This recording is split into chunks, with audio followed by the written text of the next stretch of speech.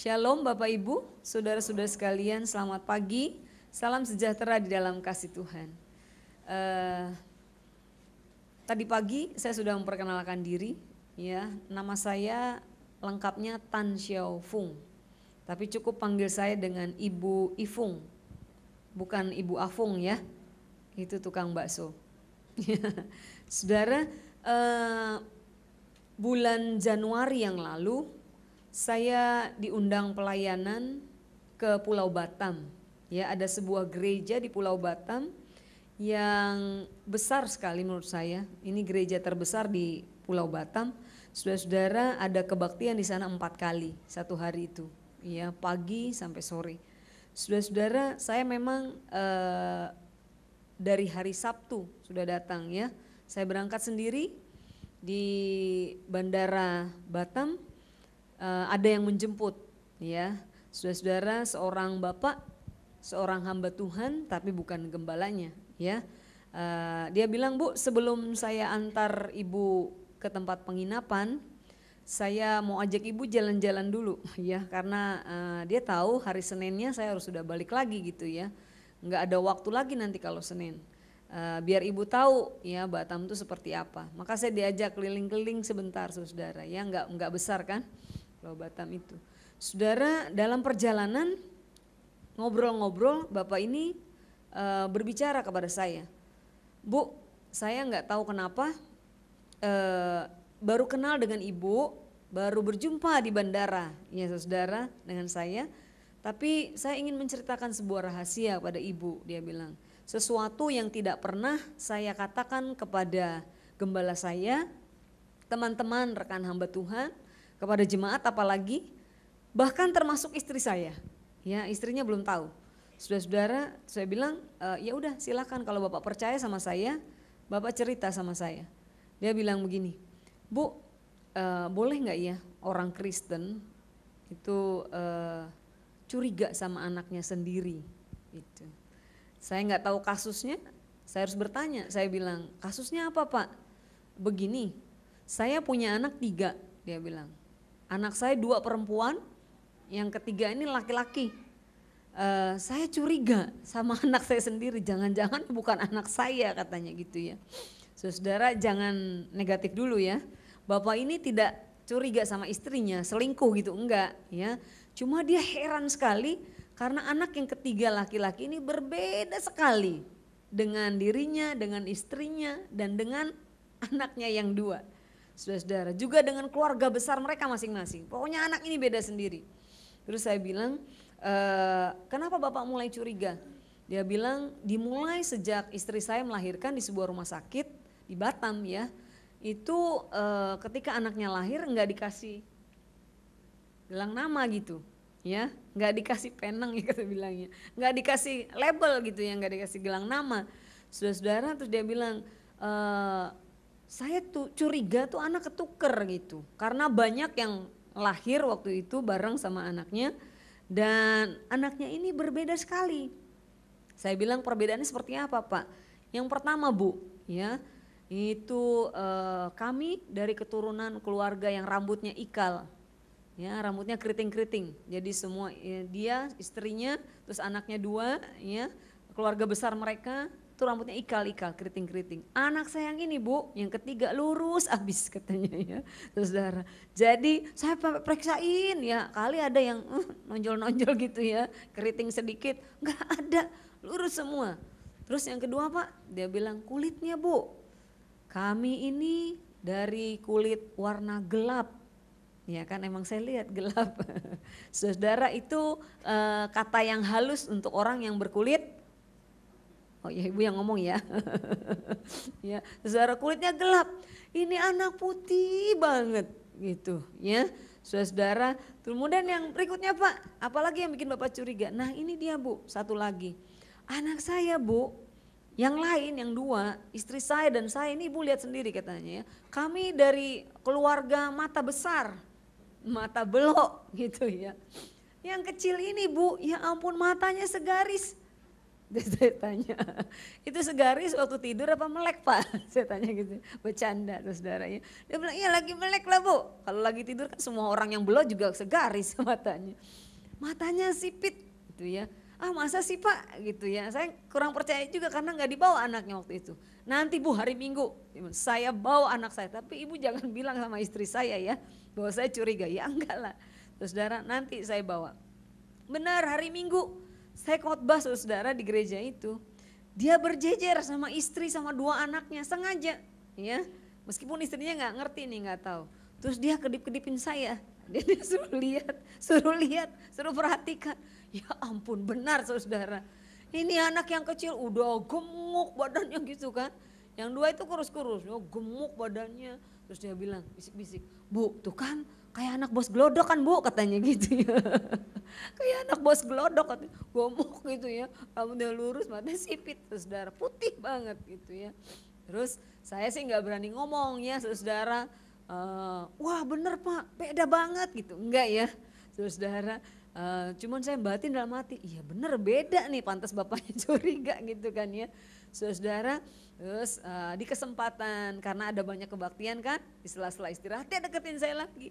Dia bilang, tuh kan Bu, gimana Bu katanya ya, apa yang harus saya lakukan? Dia bilang gitu. Saudara-saudara, memang yang paling gampang saya sarankan ya tes DNA kan gitu ya. Untuk mengatasi keraguan, itu udah paling canggih tuh gitu kan ya.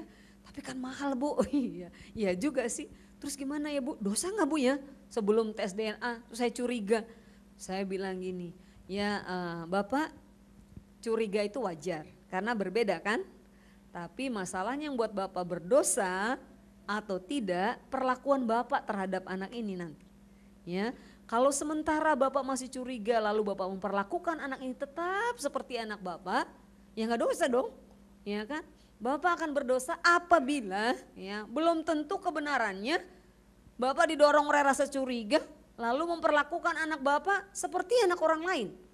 Jadi kurang gitu kasihnya kepada anak ini. Nah itu salah. Karena belum tentu, saudara. Nanti kalau udah ketahuan ternyata anak Bapak itu benar, Bapak sendiri yang rugi. Sudah memperlakukan anak itu secara berbeda. Saudara-saudara, cuman satu lagi, ini sepengetahuan saya Pak. Saya bilang, saya pernah belajar sama seperti Bapak Ibu sekalian ya.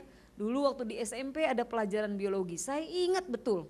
Saudara-saudara ada satu materi pelajaran itu tentang pohon keluarga.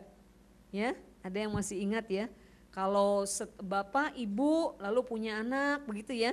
Terus anak ini menikah lagi dengan siapa, punya anak terus kayak pohon keluarga begitu. Saudara-saudara itu pasti ya seorang anak mendapat keturunan gitu ya dari orang tuanya atau bapak ibu menurunkan gen kepada anaknya gitu ya. Kalau sekarang canggih kan langsung periksa DNA. Kalau zaman dulu kan tidak. Salah satu yang paling sederhana zaman dulu darah kan gitu ya. Dari golongan darah bisa kelihatan gitu. Dia anak siapa? Saudara, anak bapak ibu ini kah atau anak orang lain?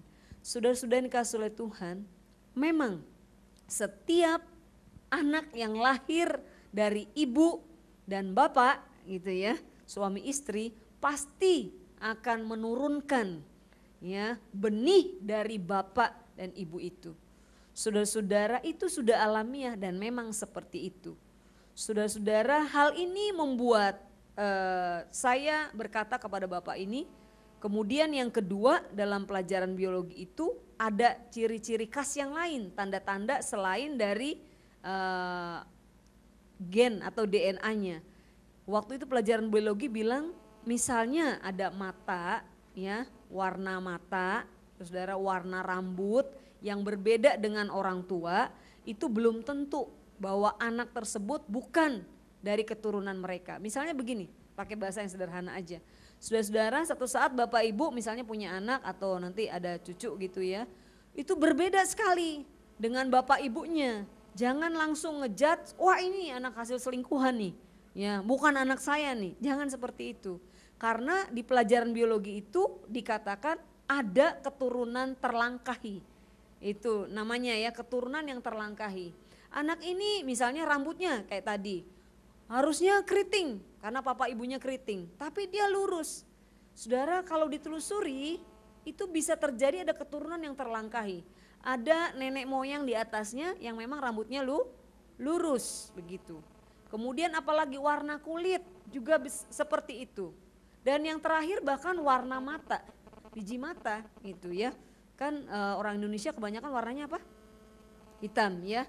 Tapi di pelajaran biologi itu bisa orang yang papa mamanya warna hitam, itu anaknya bisa coklat, bisa biru, bisa abu-abu. Ya, waduh, istri saya selingkuh sama bule nih, misalnya. Jangan saudara, jangan berpikiran negatif dulu. Itu bisa terjadi ada keturunan yang terlangkahi. Saudara, tapi yang pasti benih di dalam diri anak ini sama dari bapak dan ibunya. Saudara-saudara yang dikasih oleh Tuhan. Jadi kalau saudara punya anak, punya cucu, ya, tiba-tiba lahir, warna matanya hijau. Oh, kalau itu bukan keturunan yang terlangkahi. Itu memang mata duitan. Ya, matanya hijau. Kalau mata hijau mah bukan keturunan ya. Itu emang faktor alami. Ya, mata duitan. Saudara, jangan buru-buru ya berpikir yang negatif. Yang paling bagus ya itu tes memang. Itu akan jelas ketahuan. Ya, tidak mungkin salah, tidak mungkin ketukar. Saudara, kejadian itu kan secara fisik. Anak dengan orang tua yang meragukan anaknya, ya. Saudara, pulang dari Batam, saya tuh kepikiran terus. Ya, emang dasarnya orang suka mikir kali, kelihatan kali dari wajah saya. Saya pikirkan, saudara, saya renungkan. Itu kan hubungan antara bapak dengan anak di dunia, betul? Secara fisik. Terus kita sering menyebut kita anak Tuhan. Berarti Tuhan bapak kita. Ada gak kemungkinan kita bilang kita anak Tuhan padahal ternyata bukan?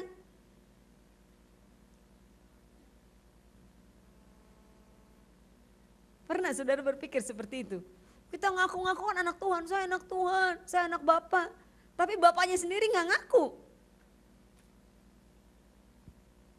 Di Alkitab pernah Yesus ngomong begitu kan? Pada hari-hari terakhir nanti banyak orang berseru-seru dalam namaku. Mereka berkata, Tuhan, Tuhan, aku melakukan ini, aku melakukan itu, aku melakukan mujizat, aku melayani dalam namamu, demi namamu. Tapi Tuhan Yesus berkata, enyahlah sebab aku tidak kenal kamu. Di sini kita teriak-teriak, saya anak Tuhan, saya ke gereja demi nama Tuhan, saya melakukan ini demi nama Tuhan, saya berbuat itu demi nama Tuhan, saya ini anak Bapak. Tapi sampai di surga nanti, Bapak berkata, saya mau bilang, aku tidak kenal kamu, pergi, ya, enyah kamu daripadaku. Nah loh saudara, kalau sudah seperti itu, bagaimana nanti? Ada gak kemungkinan seperti itu? Ada gak?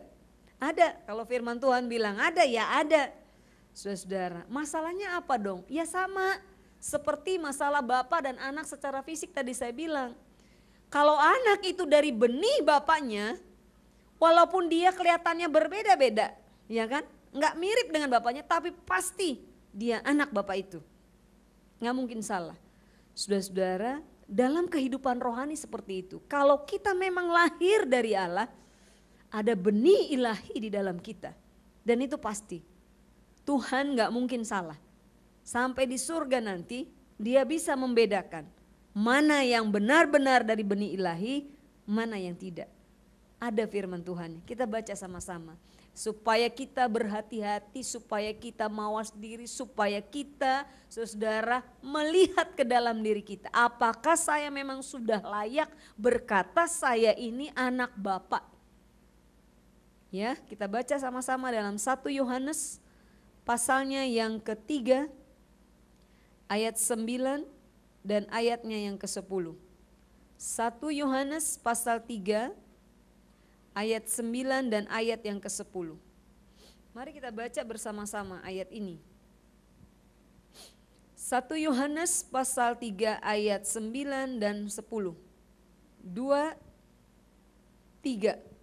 Setiap orang yang lahir dari Allah tidak berbuat dosa lagi, Sebab benih ilahi tetap ada di dalam dia dan ia tidak dapat berbuat dosa karena ia lahir dari Allah. Inilah tandanya anak-anak Allah dan anak-anak iblis. Setiap orang yang tidak berbuat kebenaran tidak berasal dari Allah. Demikian juga barang siapa yang tidak mengasihi saudaranya. Saudara, saya tidak hendak mengancam saudara, menakut-nakuti saudara pagi hari ini, tetapi inilah kebenaran firman Tuhan yang kita baca bersama-sama dari Alkitab yang sama, betul? Ya, jelas sekali ayat yang ke-9 katakan, barang siapa yang lahir dari Allah, di dalam dirinya ada benih ilahi. Orang tersebut punya ciri-ciri, punya tanda-tanda yang tidak mungkin diragukan. Ya, dari orang tersebut ada cirinya. Saudara-saudara, yang pertama di sana dikatakan orang yang di dalam dirinya ada benih ilahi, dia tidak berbuat dosa lagi. Dia tidak dapat berbuat dosa. Amin. Amin. Jadi itu salah satu cirinya. Orang yang di dalam dirinya ada benih ilahi tidak bisa berbuat dosa lagi. Pertanyaan saya, sejak kita bertobat mengaku diri jadi orang Kristen, apakah kita pernah melakukan dosa lagi?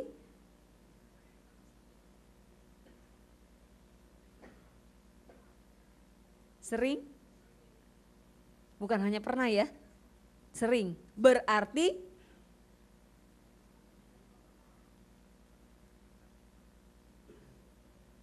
ayo jawab, siapa yang bisa jawab? Nanti pulang duluan. Oh enggak ya. Ya. Berarti kita kok selama ini ngaku anak Tuhan? Kok selama ini ngaku anak Bapak? Ya saudara, sedih banget ya kalau baca ini ya. Aduh, berarti saya bukan anak Allah. Karena sejak kita dibaptis, sejak kita mengaku saya percaya kepada Tuhan Yesus, kita melakukan dosa lagi kan? Kita melakukan kesalahan lagi kan? Ada yang tidak melakukan kesalahan lagi? Coba angkat tangan. Nanti dapat makanan. Enggak ya. Saudara kasih dapat stiker. Enggak ada ya. Tidak ada. Saya pun melakukan kesalahan. Lalu bagaimana dong? Kalau gitu ntar di surga nanti Tuhan bilang, "Nyala engkau. Aku tidak kenal kamu." Berarti semuanya enggak masuk? Enggak masuk surga. Saudara, saya mau membawa kabar baik buat saudara. Untungnya kita membaca dalam bahasa Indonesia ya. Saudara, Alkitab ya ada kekurangan kelebihan lah gitu ya kalau terjemahan bahasa Indonesia. Dalam bahasa aslinya, saudara, ini ayat tidak berbunyi plek seperti ini.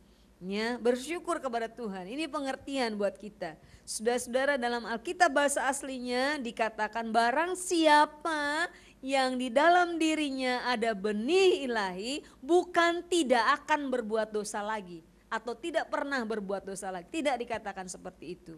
Tetapi orang yang di dalam dirinya ada benih ilahi, ia tidak mau terikat lagi dengan dosa. Beda enggak? Beda, saudara. Kita mungkin berbuat dosa lagi, tapi kita tidak mau terikat lagi dalam dosa. Alias tidak mau hidup lagi di dalam dosa. Saudara, contoh yang paling gampang. Saya suka pelayanan di Teluk Gong. Dari Cengkareng, saudara harus lewat Kapuk, ya, Kapuk Jagal Babi. Nah, saudara pernah lewat situ? Ya, itu luar biasa tuh. Ya, jangankan banjir, ya, enggak banjir pun harumnya udah luar biasa. Jadi waktu lewat, saudara, sebelah kiri saya itu ada tempat penjagalan babi, tempat potong babi. Sebelah kanannya itu kandang babi, dipisahkan oleh jalan. Jadi kami jalan di tengahnya gitu ya. Saudara-saudara, itu babi-babi itu kalau mau dipotong, saya lihat tuh sering. Jadi kalau mereka mau dipotong, ini yang naik motor, yang naik mobil, ngalah sama babi-babi itu. Mereka dulu yang jalan gitu kan. Oh, berderet-deret. Saudara, luar biasa, kotor banget ya itu babi, ya udah gede-gede badannya gitu ya, jalan egal-egol gitu saudara ya. Wah nurut banget, dia nggak tahu tuh itu saat-saat terakhir dia mau dipotong itu ya saudara. Dia lewat, itu kotor banget. Babi nggak di mana-mana kan kotor seperti itu ya. Cuma saya rasa celengan babi aja yang bersih. Ya kan boneka babi tuh bersih-bersih. Babi aslinya kotor banget. Udah kotor bau. Nah, saudara, satu saat ada orang yang iseng. Babi-babi yang kotor itu ya salah satunya itu diambil. Terus saudara, babi kan senangnya emang di kubangan kan? Senangnya tuh di air kotor ya. Aduh, kandang babinya itu emang kayak banjir gitu, banyak air. Baunya minta ampun saudara. Nah itu diambil dari kubangan, dari air yang kotor, lalu dibersihkan tuh babi, dibawa pulang ke rumah, dimandiin babinya, ya pakein shampoo clear ya supaya dia nggak ketombean gitu ya saudara. Terus pakai sabun wangi, ya habis itu dikeringkan pakai hair dryer lagi, gitu ya, dicatok lagi habis itu. Oh enggak ya, masa babi dicatok. Sudah dikeringkan, habis dikeringkan dikasih parfum. Wah parfum yang mahal lagi gitu kan ya. Habis itu karena nih babi perempuan ya dikasih pita rambutnya. Ya kan dikasih lipstick. Dikasih blush on. Jadi cakep banget tuh babi. Ya saudara, waduh bersih. Kuku-kukunya di manicure, pedicure. Bersih banget gitu ya. Pokoknya dari ujung kepala ke ujung kaki bersih tuh babi. Nah udah bersih. Tenang sebentar. Orangnya ini meleng. Ya, babinya kabur saudara, babinya kabur. Sudah tahu kemana dia? Iya, yang pasti nggak ke gereja ini. Dia masuk ke kubangan, dia masuk ke kubangan, dia berkubang lagi di kubangan tuh. Wah, dia enjoy, dia menikmati sekali kubangan itu. Saudara, padahal bau, padahal kotor, ya kukunya tadi udah bersih-bersih, kotor lagi. Ya kan mukanya yang udah bersih-bersih kinclong, jadi blepotan lagi.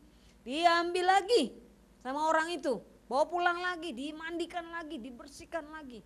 Dia meleng lagi. Babi itu ke kubangan lagi, nyebur lagi. Saudara, orang-orang yang hidup di dalam dosa selalu melakukan dosa. Bahkan kadang-kadang saking terus-menerus melakukan dosa, dia nggak sadar kalau itu dosa. Dia menikmati sekali keadaan berdosa itu karena hidup di dalam dosa. Dulu kita pun seperti itu. Kita terikat di dalam dosa, kita hidup di dalam dosa. Tapi kemudian Tuhan angkat kita, Tuhan lepaskan kita, amin.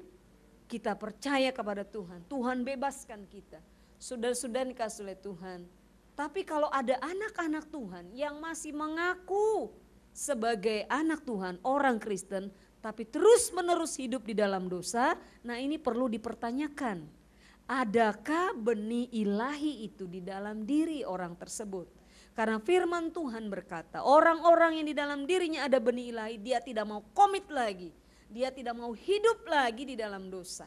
Dia tidak mau terikat lagi dalam dosa. Tapi Bu, saya pernah jatuh dalam dosa. Iya, kita bukan seperti babi, tapi kayak kucing. Saudara tahu kucing? Ya, kucing itu paling takut sama air. Ya, saya mau tanya sama saudara sekalian, saudara pernah lihat nggak ada kucing kotor? Nggak pernah? Hebat ya, kucing rumah saudara bersih-bersih ya. Kalau kucing di Perumnas Cengkareng tempat saya kotor. Ya, adalah kucing kotor. Pernah nggak lihat kucing penuh dengan lumpur? Pernah, ya pernah. Saya pernah lihat ya. Tapi bukan karena dia mau ada di dalam lumpur. Kucing yang penuh dengan lumpur biasanya kucing kecebur. Kalau enggak dia dijorokin. Saudara kepleset, ya jatuh, ya pure. Tapi enggak mungkin dia seperti babi. Di dalam kubangan dia menikmati gitu. Asik ya. Enggak seperti itu. Setahu saya pernah lihat karena saudara kucing yang kecebur. Saya pernah lihat dengan mata kepala saya sendiri. Dia naik ke bak sampah, kepleset gitu kan. Pure dia masuk ke got. Karena di tong sampah itu got.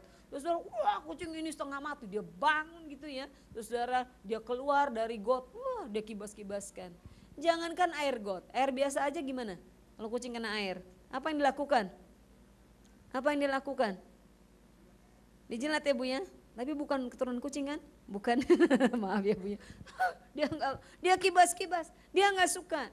Saudara-saudara, ya kucing itu ada kemungkinan jatuh. Kita anak Tuhan juga ada kemungkinan jatuh dalam dosa, tapi tidak hidup di dalam dosa. Kalau orang-orang yang hidup dalam dosa dia nggak sadar, dia melakukan itu, dia enjoy, dia menikmati sekali. Apa yang dia lakukan di dalam dosa? Wah, hati-hati, itu tidak ada benih ilahi di dalam dirinya. Jadi saudara kasih Tuhan, untuk ngetes ya, kita ini anak Bapa yang sebenarnya nggak usah tes DNA. Ya, nggak bisa dokternya. Yang bisa adalah apa yang firman Tuhan katakan. Kalau kita masih hidup di dalam dosa, tidak ada benih ilahi. Jangan kaget nanti kita datang ke sorga, Tuhan bilang, enyahlah kamu sebab aku tidak kenal engkau. Saudara-saudara, itu yang pertama ya. Yang kedua, saudara, tanda dari kita ini anak Bapa yang sebenarnya atau bukan, kita baca bersama-sama ayatnya yang ke-10. Sekali lagi, 2, 3. Inilah tandanya anak-anak Allah dan anak-anak iblis. Setiap orang yang tidak berbuat kebenaran tidak berasal dari Allah. Stop sampai di situ dulu. Saudara, tanda yang kedua, apakah kita ini anak Allah yang sebenarnya, ada benih ilahi di dalam diri kita atau tidak? Yang kedua ada tandanya, yakni barang siapa yang tidak melakukan kebenaran, dia anak iblis, kan gitu ya, bukan anak Allah. Berarti anak Allah sebaliknya, orang-orang yang melakukan kebenaran, itu tanda yang kedua. Saya bersyukur kepada Tuhan bahwa firman Tuhan katakan yang melakukan kebenaran. Ini penting, garis bawahi saudara.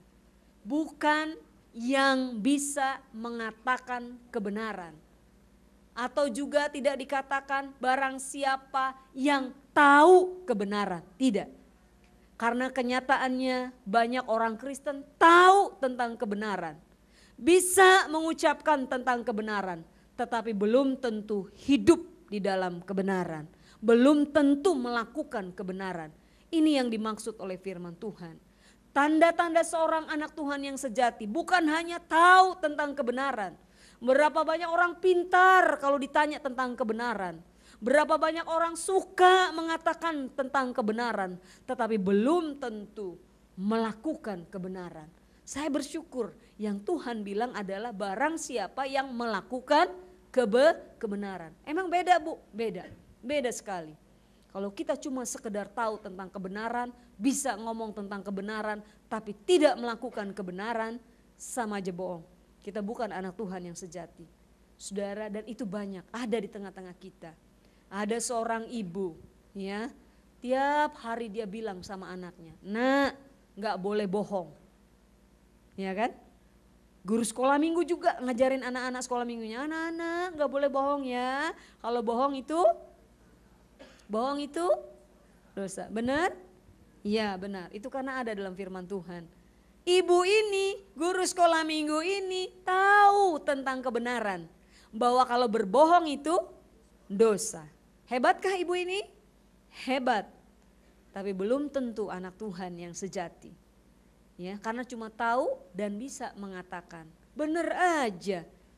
Gak lama setelah dia mengajarkan anaknya gak boleh bohong, bohong itu dosa, sambil nyanyi lagi. Bohong, bohong, bohong, bohong itu dosa. Keras mulutnya sampai monyong-monyong. Saudara.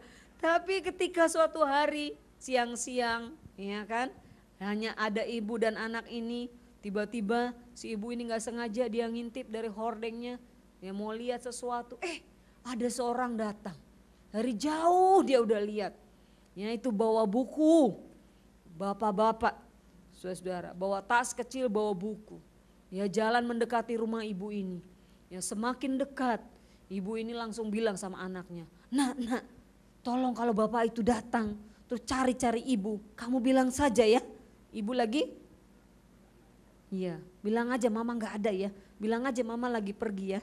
Saudara-saudara, karena mamanya ini tahu siapa yang datang itu? Yang datang tukang kredit, yang datang penagih hutang, debt collector. Saudara-saudara, kalau debt collector kayak kegedean banget ya, besar sekali gitu ya. Saudara tahu nggak, di daerah Perumnas tempat saya tinggal, itu ada tukang kredit, tapi aneh, bukan kredit motor, ya, bukan kredit mobil, kredit makanan kecil. Snack, tahu ya? Saya sempat bingung, kaget, ini snack aja dikreditin. Itu gimana makannya kan nggak nyaman. Makannya bunyi saudara, kredit gitu belum bayar. Nggak enak, makannya nggak puas gitu ya.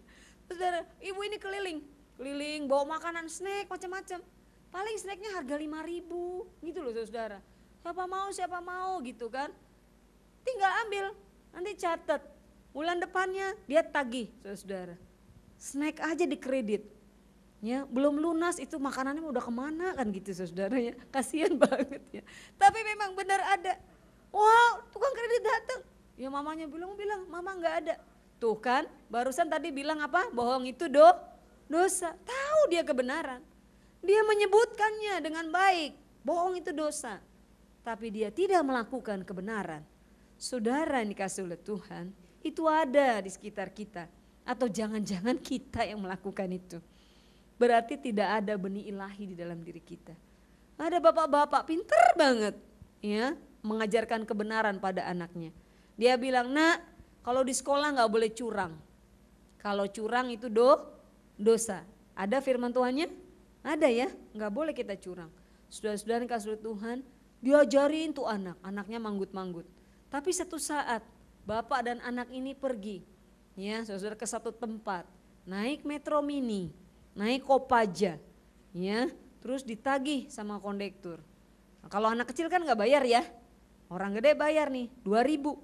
Saudara-saudara, bapaknya ngeluarin 10.000-an, nih, ya, terus dikembaliin saudara. Harusnya berapa kembalinya? 8.800 ya, kalau anak itu nggak bayar kan? 8.800. Tapi dikembalikannya 98.800. Maaf 99.008. Enggak dong, salah itu 200. 98.000 dikembalikannya 98.000. Sudah berarti kelebihan kan? Kelebihan berapa itu? Kelebihan 90.000 ya. Harusnya 8.000 jadi 98.000. Wah saudara, di dalam metro mini itu bapak ini bersorak-sorak lebih dari pemenang. Dia ngerti kan maksudnya? Wah dia bersuka cita, dia merasakan mujizat Tuhan terjadi. Dia bilang, nak puji Tuhan, Allah mengerti, Allah peduli. Uang bapak cuma 10.000 nak, tapi hari ini terjadi mujizat. Tuhan menjadikan uang 10.000 udah dipakai 2.000. Jadi 98.000, haleluya, puji Tuhan. Saudara-saudara kasih oleh Tuhan, dia bersuka cita, dia senang sekali. Anaknya bengong aja saudara, anaknya terkaget-kaget. Karena belum lama papanya bilang, nak gak boleh curang. Tapi papanya melakukan kecurangan. Tahu tentang kebenaran gak cukup. Bisa menyebutkan tentang kebenaran juga gak cukup. Yang harus kita lakukan adalah melakukan kebenaran. Saudara, kalau jadi bapak itu harus bertobat, ya. Wah, bapak itu sudah pulang ke rumah, ikut kebaktian pria lagi.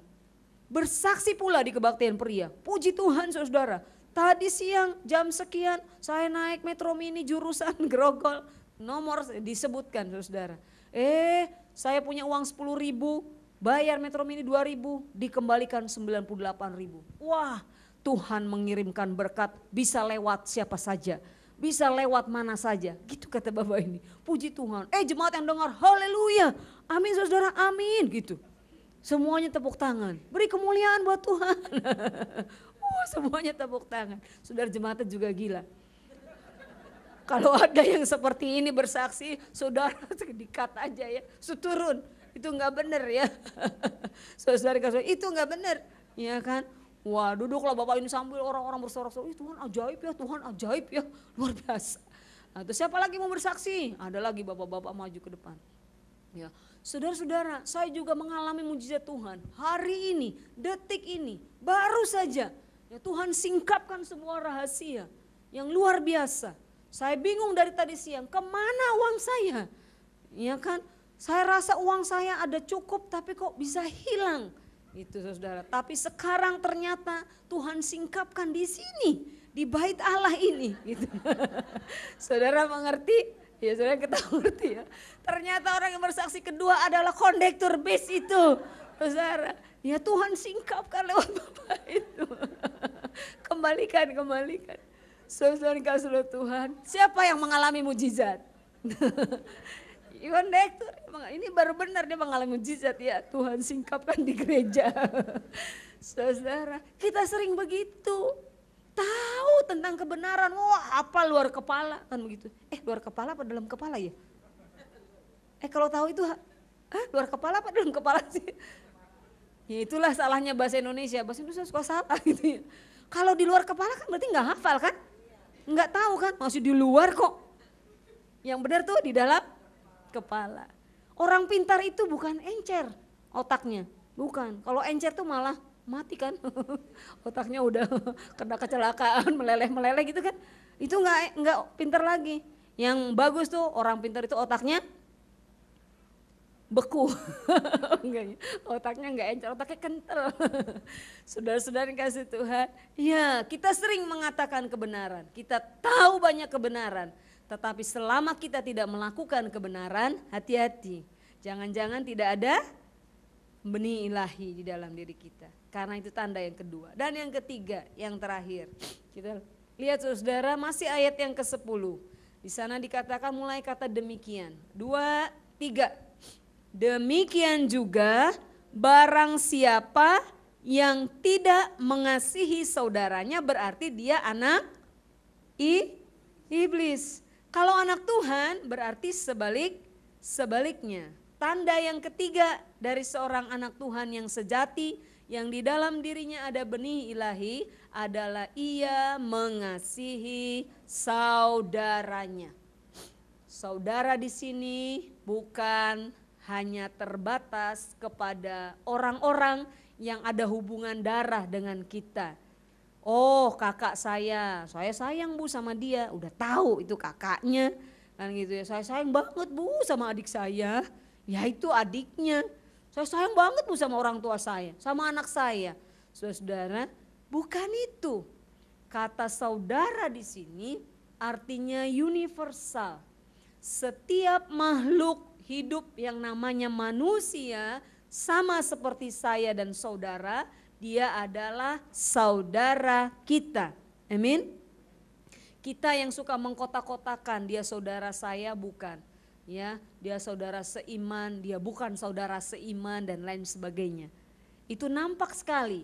Kalau kita misalnya lagi jalan-jalan, entah naik pesawat kah, naik kereta kah, gitu ya, atau naik bis dalam perjalanan yang lama gitu. Kita suka ngobrol misalnya sama orang-orang yang sama-sama naik kendaraan tersebut. Suka bicara ya, kenalan itu. Namanya siapa? Kan gitu ya. Ibu asal dari mana? Gitu, saudara.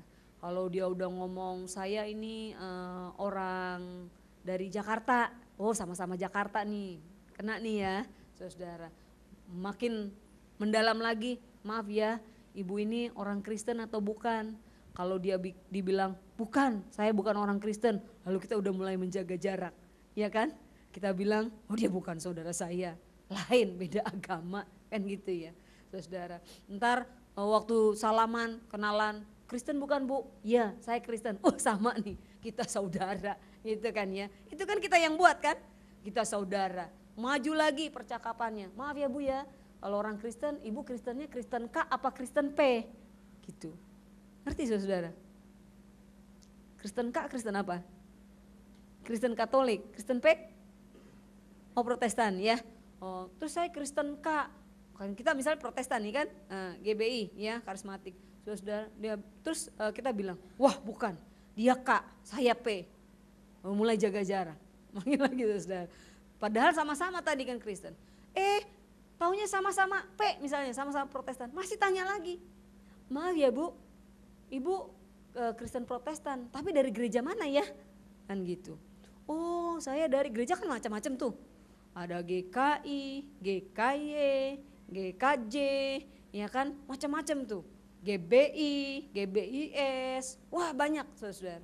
Terus dia bilang, dari yang lain nih sinodenya, kita membatasi lagi, bukan, saya GBI. Oh dia bukan, sama-sama Protestan padahal, tapi dia bukan. Kita menjaga jarak. Kenalan lagi, sama-sama GBI, wah puji Tuhan nih, saudara nih. Tapi masih dilanjutkan, GBI mana ya Bu ya? Gitu saudara, GBI mana? Disebutkanlah GBI ini, lain, kita beda, enggak sama, enggak satu gereja. Sudah dikasih oleh Tuhan. Kita yang suka mengkotak-kotakan diri seperti itu. Padahal ketika Tuhan Yesus berkata, kasihilah sesamamu manusia seperti dirimu sendiri. Dia tidak menunjuk hanya kepada orang-orang yang satu gereja dengan kita. Amin. Dia tidak hanya menunjuk kepada orang yang sama-sama Kristen seperti kita. Dia tidak menunjuk kepada orang-orang yang sama-sama satu bangsa, satu suku. Tidak. Dia menunjuk kepada semua orang, termasuk di dalamnya adalah orang-orang yang membenci dan memusuhi kita. Mereka juga manusia. Saudara-saudara, jangan ikut-ikutan iklan di televisi. Ya, saudara perhatikan iklan itu, SIM card itu, ya, kartu telepon itu kan, simpati, gratis, SMS ke sesama, gratis, nelpon 30 menit ke sesama.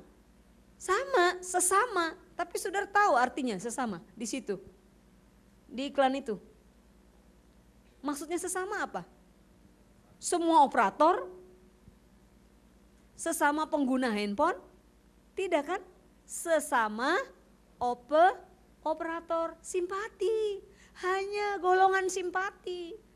Tapi dia nyebutnya sesama. Kata sesama sudah turun. Artinya, padahal yang Yesus mau tidak demikian. Itu yang sering kita lakukan dalam hidup ini. Ngakunya kita anak Tuhan. Disuruh mengasihi sesama. Lihat-lihat dulu siapa sesamanya. Orang suami sendiri atau istri sendiri aja dimusuhin. Apalagi musuh, saudara. Suami atau istri itu bukan musuh kita. Tapi masa Allah, ya kalau orang itu, ya ampun, ya kalau udah ribut sama suami istri ini, wah lebih-lebih dari musuh kan? Sama musuh kita masih suka jaim-jaiman, ya kan, paling melengos gitu kan? Atau istilahnya apa? Kalau melengos istilahnya apa? Kalau kita kesel sama orang, buang muka. Hati-hati Bu, jangan suka buang muka, takut saya nggak ketemu lagi. Ya bahaya, ntar ibu cari di mana gitu ya. Hati-hati, kalau kesel sama orang ya udah kesel aja, tapi jangan suka buang muka. Saudara, sama musuhnya, sama orang yang tidak dikenal, kalau lagi kesel, ya saudara, cepet banget mengampuninya. Ya, pernah dikibulin sama tukang sayur, ya sudahlah tukang sayur ini ngerti tuh kita. Tapi dikibulin sama suami, Masya Allah, ya ampun, suami saya Bu, ngibulin saya, wah diingat terus. Saudara, sampai 10 tahun yang akan datang, masih ngomong, 10 tahun lalu papi sudah menipu saya. Padahal sama tukang sayur mah udah lupa. Tapi kalau sama papi gak bisa lupa. Saudara-saudara dikasih Tuhan, kita suka membatasi seperti itu. Hari ini dengar baik-baik firman Tuhan. Inilah tanda-tanda orang-orang yang dipenuhi, ya saudara, yang di dalam dirinya ada benih ilahi. Nggak mungkin salah. Saya nggak ngarang-ngarang. Ini dari firman Tuhan. Ada 3 tandanya, ya. Bukan Jokowi nih, ya. Ada 3 tandanya. Yang pertama apa tadi? Tidak mau hidup di dalam dosa, tidak mau terikat dalam dosa. Yang kedua, melakukan kebenaran, lebih dari sekedar mengetahui atau mengatakan kebenaran. Yang ketiga, mengasihi saudara. Siapa saudara kita? Semua orang yang sama dengan kita kan, manusia. Termasuk musuh kita juga enggak? Termasuk musuh kita, termasuk orang-orang yang menyakiti hati kita. Orang-orang yang mengecewakan diri kita. Saudara-saudara, kita harus kasihi. Tuhan Yesus berkata, berdoalah untuk orang-orang yang menganiaya kamu. Itulah sifat anak Tuhan yang memang harus ada dalam diri kita. Sebagai ciri yang gak mungkin ketukar, gak mungkin salah. Kalau benih ilahi itu ada dalam diri kita, ini yang kita lakukan. Amin buat firman Tuhan. Mari kita datang